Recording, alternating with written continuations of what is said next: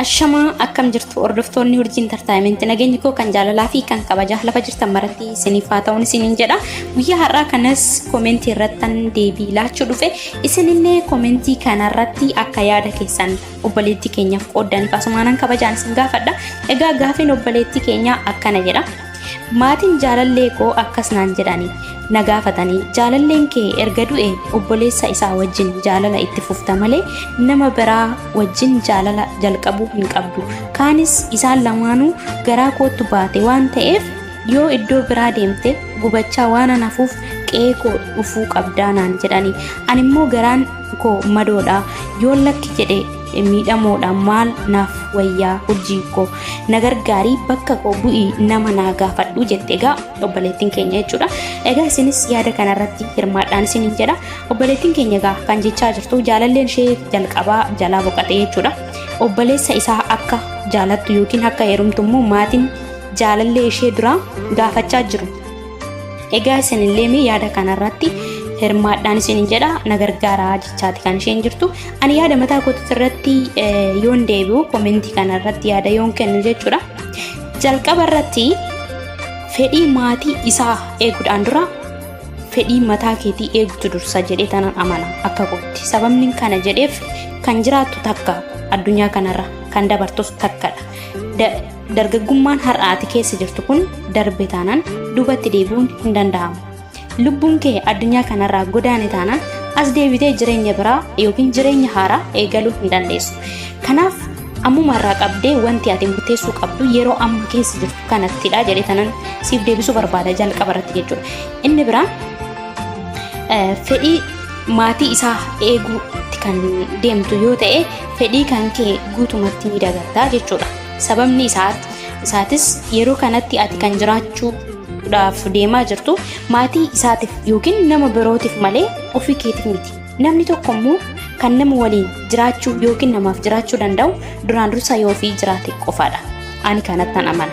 Egaa inni sun immoo filannoo mataa keetiiti. Ani iddoo kanatti maalas jechuu barbaada. Tole jedhii itti heerumi. Tole hin jedhinis ittiin heeruminis jechuu hin danda'u. Sababni isaatis filannoon kan kee lafa jira waan ta'eef wanta sii ta'uuf wanta siif hin taane dirqama adda baastee beekuu qabda. Nuti warri koomentiisis ta'e anis akka mataa kootiitti kan sii qoonnu yaada kee waliin tarii wal madaaluu dhiisuu danda'a yookiin ati wal madaalchisuu qabda malee kanatu siif ta'a jennee hiree mataa keetiin murteessuu hin dandeenyu. Wanti kun qoosaa miti yookiin wanta hojii irratti hundaa'e tokko miti. Wanti kun jiruu fi jireenya mataa keetiiti jechuudha. Bultii jechuun ammoo amma keessa jirtutti kan itti gammaddee jiraattu dante immoo kan keessaa godaantudha. Egaa addunyaan kun yeroodhuma kamuu akka kaffaltiitti kan keessa jiraannudha. Bultiin keessa jiraachuuf deemaa jirtu kun si gammachiisuu yookiin si gammachiisuu dhabuu danda'a. Wanti nuti beeknullee hin jiru. Nuti har'a murtee kana yoo siif laanne siif ta'a seeni yookiin heerumni wanta kanatti murteessu osoo siin jenne si faana hin jiraannu jechuudha. Kanaaf akkasiin jechuu barbaade. Jalqaba irratti miira akkamii qabdaafi ati nama kanaaf jechuudha obboleessa jaalallee keetiif onneen kee isaaf siif banamaadha. Nan jaaladha jettee murteessuu hin dandeessaaf kana sirriitti of gaafachuudha qabda. Dabalataan inni hoo jaalala siif qaba si jaalatamoo si hin jaalatu iddoo akkamii siif qaba siif isa kanallee sirriitti beekuudha qabda. Maatiin isaa hoo har'uma qe'ee isaanii qofa akka istuuf yookiin akka achi deemtu qofaaf immoo duraan ilaalcha akkamii siif qabaachaa turan. Ammaan tana boodatti hoo maal jettee murteessita yoo sitti jijjiiraman. Egaa qilleessa namni ni jijjiirama namni hin jijjiiramne kamiyyuu hin jiru.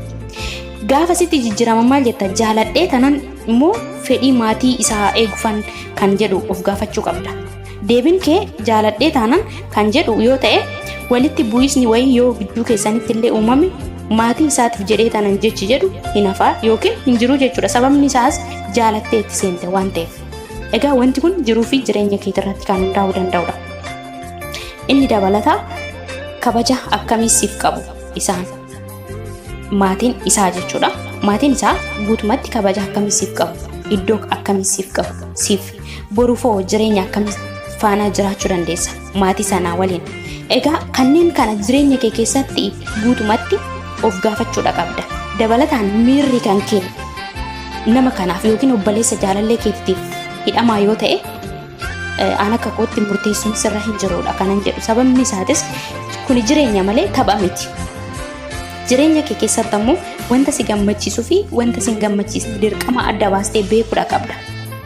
Onneen kan kee tasumaayyuu isaaf eeyyamamaa hin ta'u taanaan namaaf jecha of dirqamsistee jiraachuu hin qabdu. Akkuma jalqaba jedhe takka jiraatta takka dabarta. Wanti immoo jireenya kee keessa si gaabbisu tokko yoo uumame irra deddeebiidhaan kan kufaateedhaaf saaxilamtu ta'a jechuudha. As keessatti wanti ati ibsitee ni jira. Maatiin isaa akkas naan jechaa jiru kan jetteedha kanatti ibsitee jechuudha. Garuu miira kan kee ibsachuu hin dandeenye as keessatti. Iddoo kanatti immoo maal mul'isa? Yoo nan gateetis deemee maatiin isaa madoodhaa iddoo jiru sana. Egaa iddoo kanattis wanti ilaalaa jiru tokko yoo jiraate namaaf jiraachuutti kanatti jirtu. Namni immoo akkuma dura jedhe ani akka mataa kootiitti yoo fudhadhe ofii kootiif gaafan jiraadhe nama jiraachisu namaafis jiraachuu danda'a.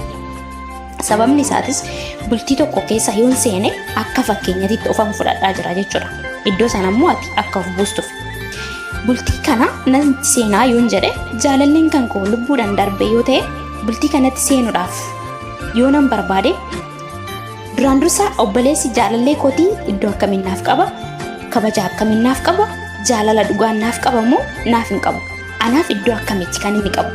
Booda gaafa ani isa heerumee jedhe dubartii biraa naaf fuudha yoo naan jedhe waan hedduu of gaafachuudha qabda. Maatiin jaalallee kootii har'a immoo isa jaaladhu jedhanii yoo booda natti jiraman ani hoo eessa naqa? Inni jedhu dirqama gaafii sammuu keetii ta'uudha qaba. An akka kootti jechuudha. Maaliif of gaafachuu qabda waan ta'eef. Kuni jireenya mataa keetiiti malee jireenya namni siif jiraachuu danda'u miti. Akkuma jalqaba jedhe jireenya nuti jiraannu keessatti namni dirqamaan itti nu dhiibu yoo jiraate yookiin jireenya keenya keessatti yoo fedha hin qabne yoo ta'e yeroo hunda sammuun keenya hidhamaadha ta'a. Haa ta'u malee garuu wanta eeyyamnee yookiin onneen keenyas eeyyamamaa ta'e itti seenne tokko gammachuu keessatti argachuu dandeenya. Kanaaf namaaf jecha aarsaa ta'uu, namaaf jecha oolmaasaan ooluu miti. Wanti kun jireenya mataa keetiiti waan ta'eef jireenya san keessatti gaddaaf gammachuu dhabaa fi argachuu kan keessatti dabarsituufdha jechuudha.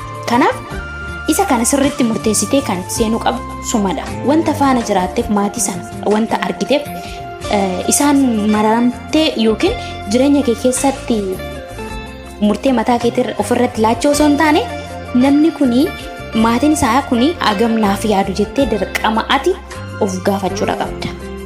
Deebiin kun hunduu kan jiru immoo nama biraa osoo hin taane suma biraadha. Gaafiin amma si gaafadhe kanaaf jechuudha. Jaaladhee dhaan itti seeni. Innis na jaalata kan jettu yoo ta'e onneen kee eeyyamamaadha.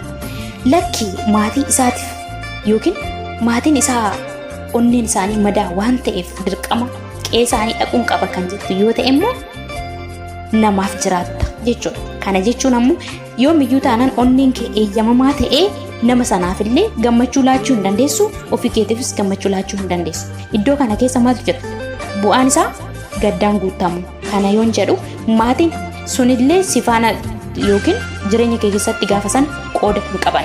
Sababni isaatis ilmoo isaanii waliinaati. Bultii ijaarrattus kan waliin jiraatu sumadha malee maatii sana miti. Gammachuun isin lamaan gidduu hin jiru yoo ta'e immoo gaafa san isaanillee ofitti gaafatamummaa fudhatan. Dargaggummaan kan kee hin darba lafa kanarraa. Dargaggummaa yoo darbee maaltu dhufa? Dullumaa dhufa. Egaa nuti deebinee muuxachuu hin dandeenyaaree dhala namaati. Kanaaf isa kana sirriitti of gaafachuudha qabda. Akkuma jalqaba kaasaa ture jechuudha. Kuni yaada nani siif laachaa jirudha. Ofis bakka buusee kanan ittiin ilaaledha jechuudha. Nuti yaadni nuti siif qoonnu akkuma dura kaase murtee irratti kan siif laannu osoo hin taane yaada kee waliin wal madaalchistee kan deemuu dandeessudha. Yeroo tokko tokko shamarran akkanaa ni jirti dhuguma dubbachuudhaaf yookiin maatii ishee yookiin jaarsa biyyaatti erganii haala sanaan kan obboleessa isaa deebiteetu heerumtu ni jirti. Haa ta'u malee baay'ee ulfaataadha. Yeroodhaan booda dubartii biraa fuudhullee akkas ni jira. Yoo tarii ati kana dura jaalallee kee sana heerumtee yoo ta'e jechuudha.